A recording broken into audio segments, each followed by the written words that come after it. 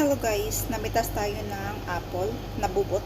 So, first time nating tikim ng apple na murang-mura. Titingnan natin kung ano ang lasa niya.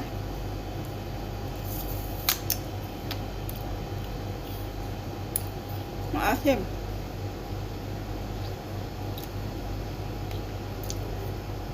Parang mangga. Sobrang asim. Fresh from the garden. Ang asim niya.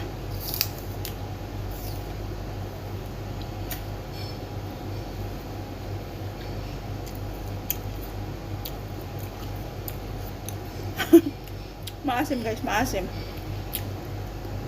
At least na-try natin kung ano ang lasa ng bubot na apple. Maasim siya. Thank you for watching.